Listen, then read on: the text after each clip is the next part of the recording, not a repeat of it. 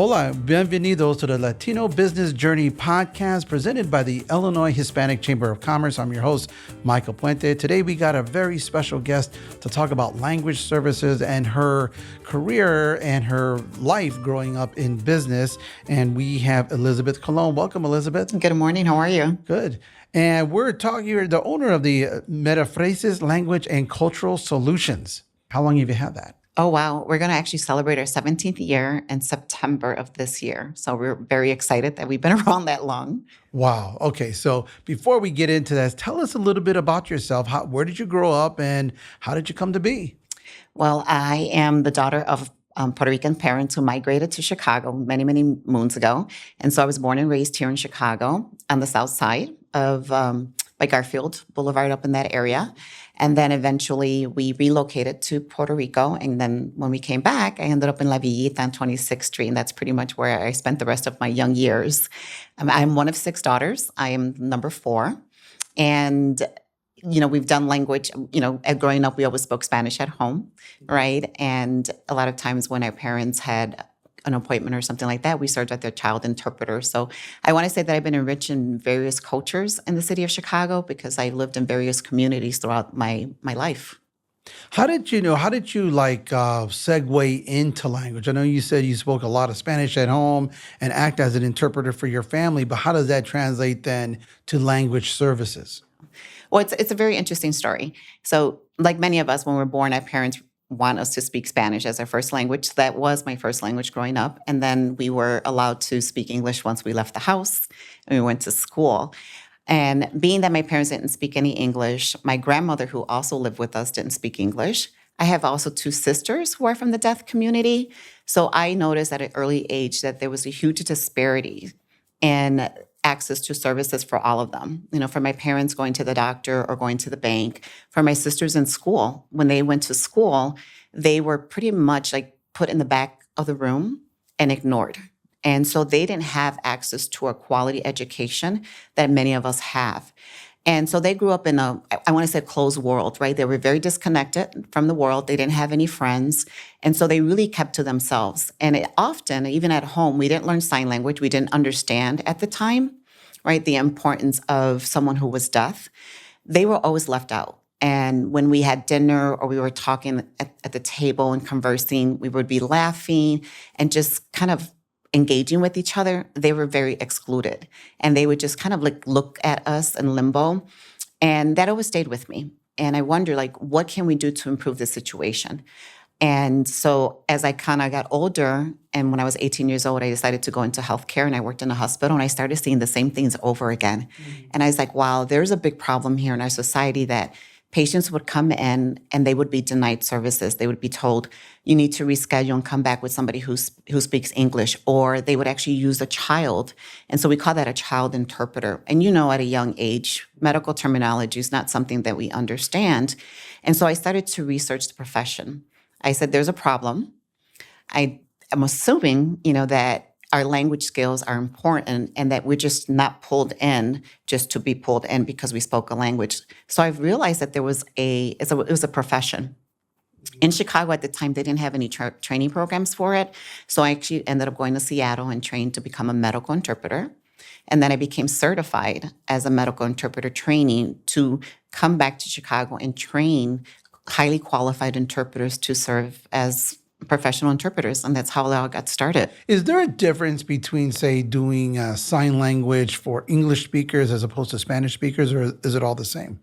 Pretty much it's universal, but we do have interpreters that are trilingual. And so basically they do the American Sign Language, and then they also do Spanish Sign Language interpreting. And so in those cases, you'll have not one interpreter, but 2. And so you bring in 2 different people. And it's very rare that you find someone that does Spanish interpreting, but they do exist.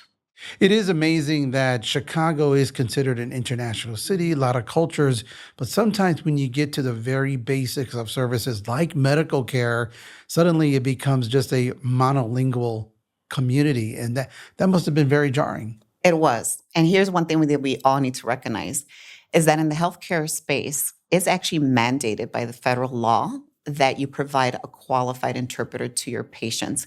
And it can be in different modalities. It could be on site, it could be telephone, it could be video remote now because it's very common, or having staff.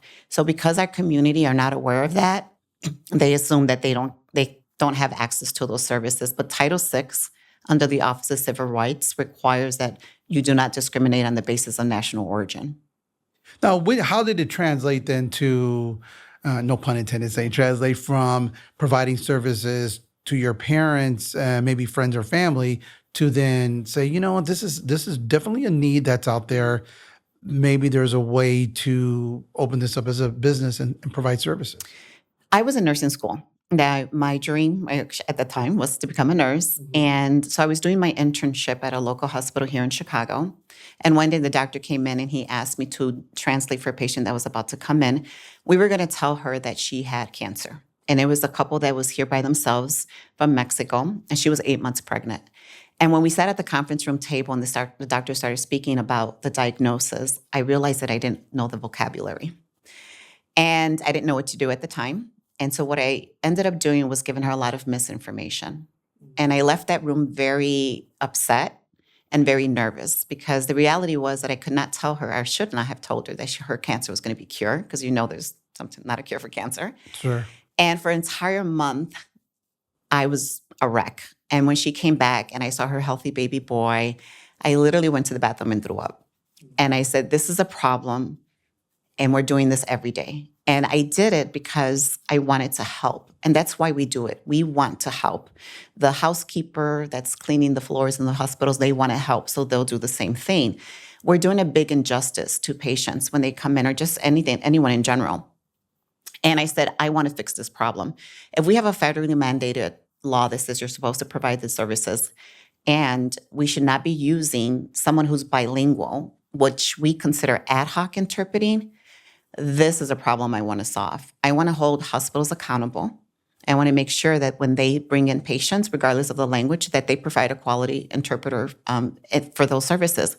So that prompted me to open my business back in 2007. I started it from my home. I was a solo entrepreneur. I worked out of my kitchen with a telephone and a computer, and we blossomed into this successful company today. Because people might assume that because you speak Spanish, that you automatically would know how to interpret or say the words, these complex medical conditions or illnesses into Spanish. And it doesn't always work that way. No, it doesn't. We look at that as the high registry conversations where you and I, normal people who don't have many medical experience, we need to be spoken in a low registry, right? And that's one of the things we teach in our training courses is that when you don't understand professionally, you can intervene and say, the interpreter needs to clarify this vocabulary, right? We highly encourage interpreters now to do their homework before they go out to the appointment. So the assumption, you're right, is always that because we speak Spanish or any other language, that we fit in those situations. And the reality is that we don't always fit there. So 2007 happens and you're working out of your home with a computer. Then you're balancing appointments, which is a lot. Yes. How were you able to manage to do that? How did you? Interesting. 16-hour days to begin with. But I'm very quick, I want to say, in kind of how I manage things. And so I was playing the role of multiple, hats. I was the CEO, I was the scheduling, I was the accountant, and so forth. And so every morning I would wear one hat as the person that was answering the phones. And literally I would change my voice to not let the world know that I was a solo entrepreneur. And then I would put that person on hold and come back and change my voice to another voice as a CEO to get the business, right?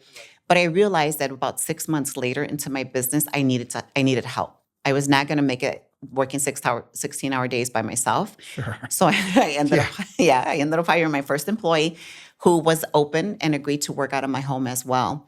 And together, just her and I, we worked very hard. And then in 2010, I was able to open my first physical office in West Town, which is where we're at today. And it's amazing you tell me that you opened this up in 2007. It already seems unconscionable that there wouldn't be services during that time, but there's always a need. And were you surprised at the need that was there even as late as 2007? Yes, I was shocked. We grew very quickly.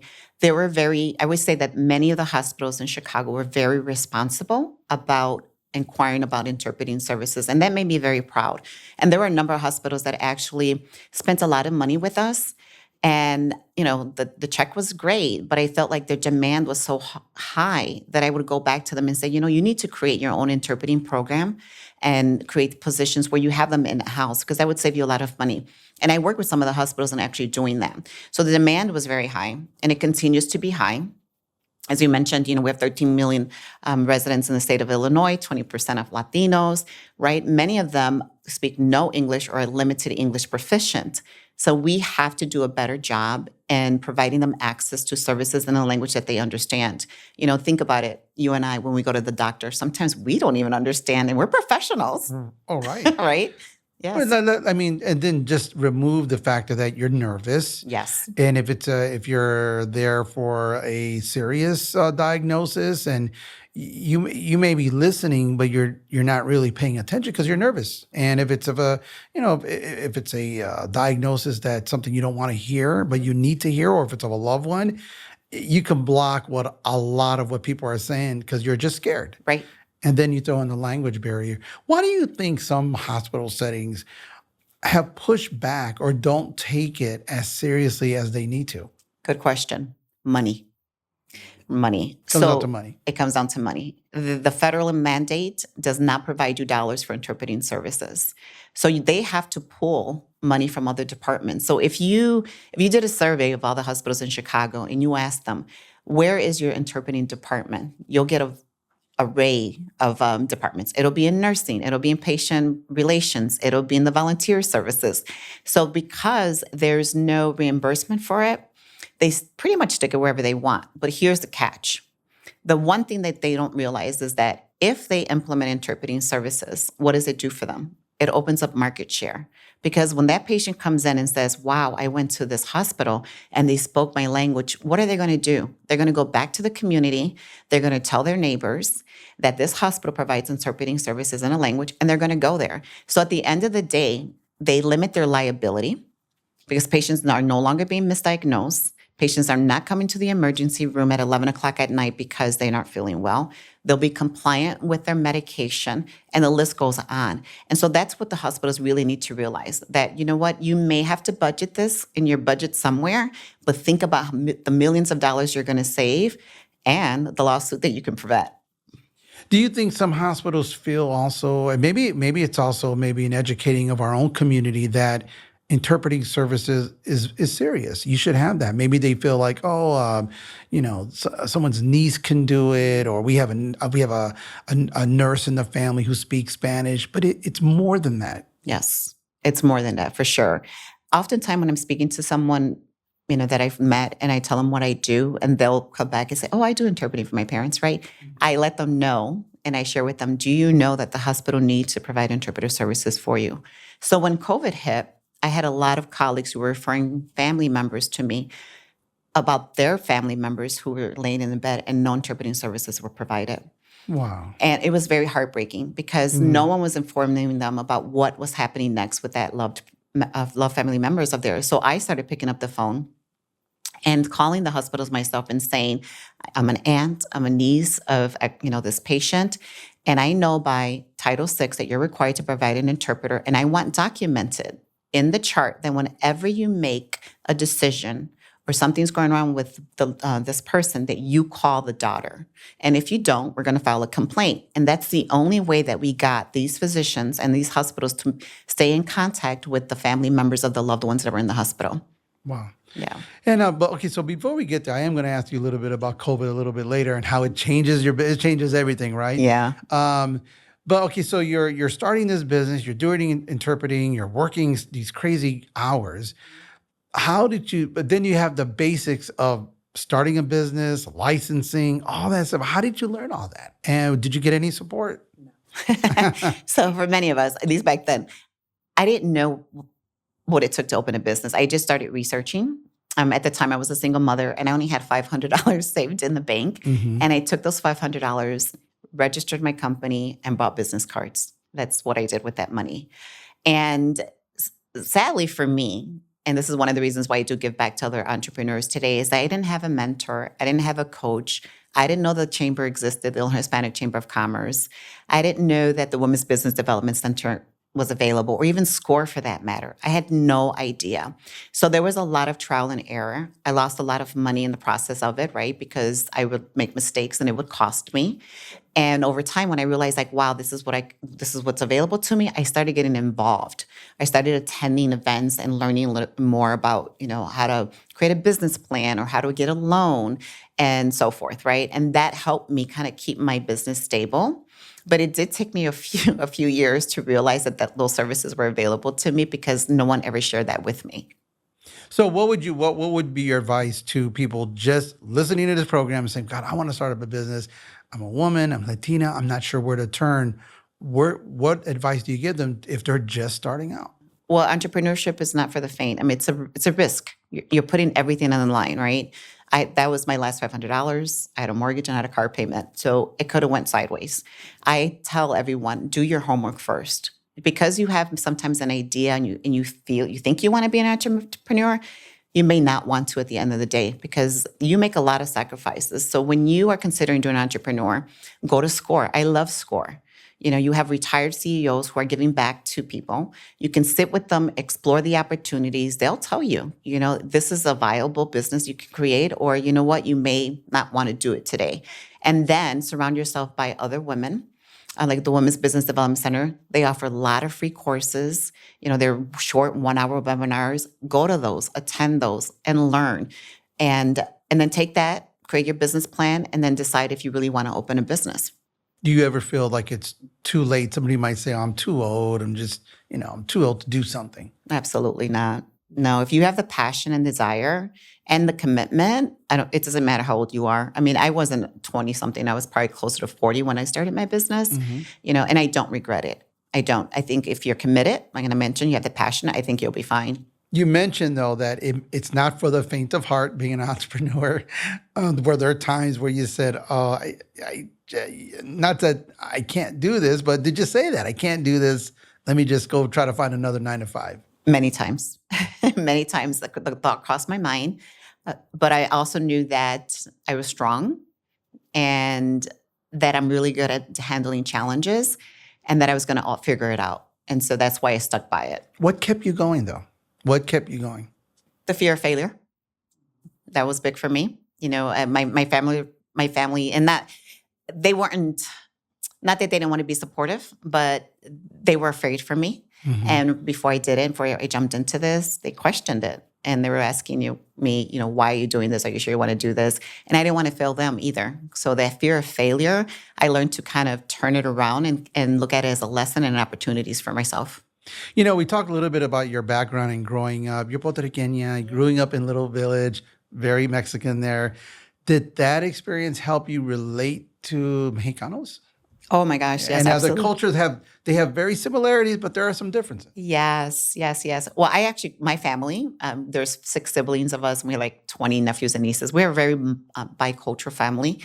We've some have married outside of our cultures, but being in a little village taught me so much. And I lived in Puerto Rico, and that's one thing. But then you come into another culture, which has their similarities. But I will tell you that what Little Village did for me was embrace more the culture, and not my culture, all cultures. So when you think about my business, I'm not just dealing with people from Puerto Rico and Mexico. I'm dealing with people from Russia or from Iran, and just kind of getting drenched in that community, the families, their values. I would remember the boys, in the neighborhood carrying my mother's bags home when she came from the grocery store, right? Or just kind of, hanging out with us. And my mother, being there and being able to speak to her neighbors in a language that she understood made the difference in the world to her. So now I did say we were going to talk a little bit about COVID and how it's changed your business. 2007, 17 years ago now. Mm-hmm. It seems like yesterday to some of us, right? So COVID hits. How does that impact your business and how you can do it? Because everything's shut down, but people still need services. Right. So also think about 2007. We had the recession in 2008. Right. And I survived that. Exactly.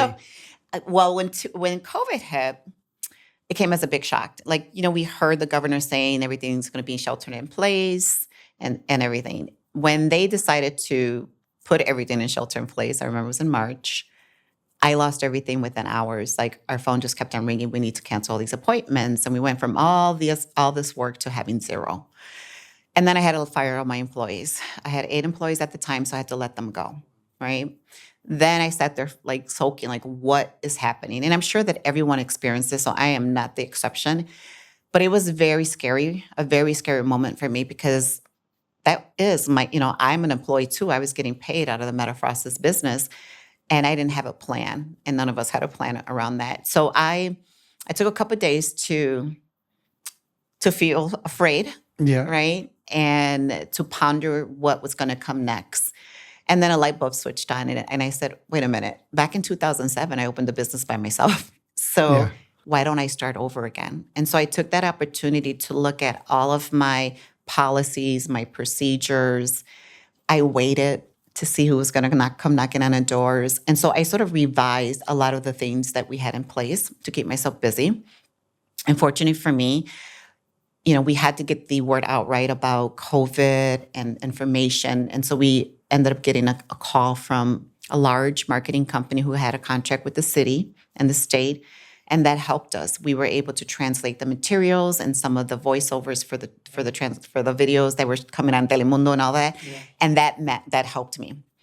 At the same time, I just want to share this story because I think it's really relevant, is that one of the things that COVID taught us was a little bit about kindness, right? And values. And I realized then too that I wanted to work with companies that had the same values or similar to Metaphrasis and that really looked at language services as something really important to them.